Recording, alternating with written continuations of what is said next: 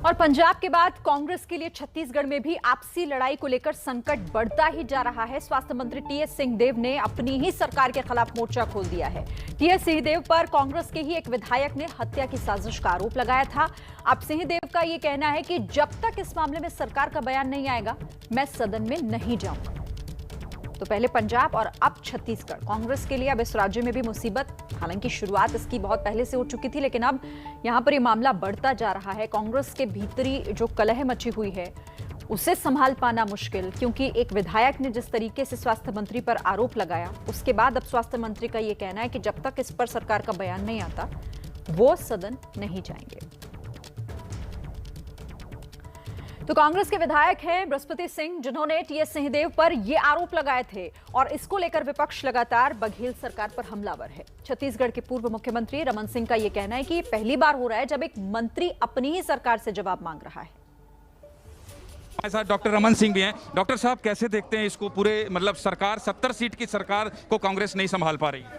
पूरी सरकार बिखर गई है, सरकार की विश्वसनीयता समाप्त हो गई है और संसदीय इतिहास में शायद आज तक कभी ऐसी घटना नहीं हुई कि मंत्री अपने सरकार के खिलाफ, जो सरकार का हिस्सा है, अविश्वास प्रकट करके विधानसभा से चलते ही विधानसभा छोड़ के बाहर चला जाता है। यह अपने आप में अभूतपूर्व घटना है। यानी सरकार का अस्तित्व को नकार दिया गया है। अब जब मंत्री सरकार पर भरोसा नहीं करता तो छत्तीसगढ़ की 2.5 करोड़ जनता क्यों भरोसा करेगी? 2.5 साल आपस की लड़ाई, ये क्या है? शक्ति प्रदर्शन विधायक। चरम स्थिति यही है कि जब एक दूसरे पर विश्वास समाप्त होता है और मंत्री सदन छोड़ के चला जाता है कि जब तक सरकार से स्पष्टीकरण नहीं आएगा, मैं इस सदन पे पैर नहीं रखूंगा। साहब, भावुक भी थे टीएस सिंहदेव ये बोलते हुए।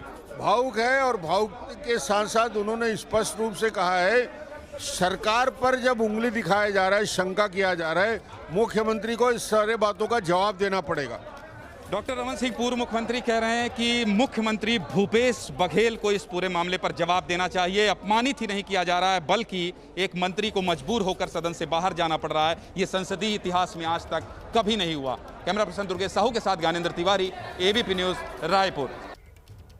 तो देखिए, विपक्ष को तो बैठे बैठा एक मौका मिल ही गया। जिस तरीके से सरकार में भीतरी लड़ाई चल रही है, और इसी पर बात करने के लिए हमारे संवाददाता ज्ञानेंद्र तिवारी इस वक्त मेरे साथ हैं। ज्ञानेंद्र, मतलब ये तो अपना ही घर नहीं संभाला जा रहा, ये लगातार मामला बढ़ता जा रहा है। पहले बृहस्पति सिंह और अब यहाँ पर टीएस सिंहदेव कह रहे हैं कि जब तक सरकार नहीं कुछ बोलेगी, मैं जाऊंगा ही नहीं सदन में।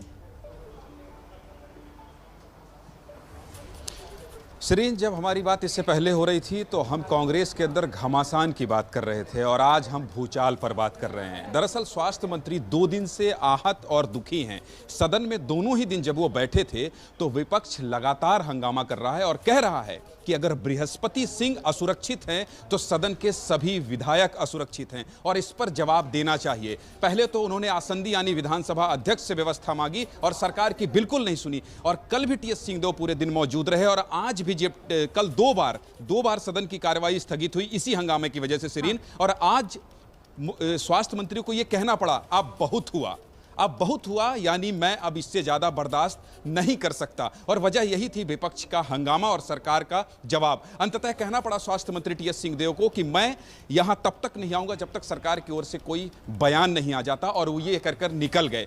तो जिस तरह से विपक्ष ने इस पूरे मामले को आड़े हाथ लिया है और कह रहा है कि सरकार पर भरोसा नहीं है, तो निश्चित तौर पर अब ये राजनीतिक अस्थिरता जो छत्तीसगढ़ में है, ये कहीं ना कहीं राजस्थान, मध्य प्रदेश और पंजाब की ओर जाती दिखाई दे रही है। शरीन,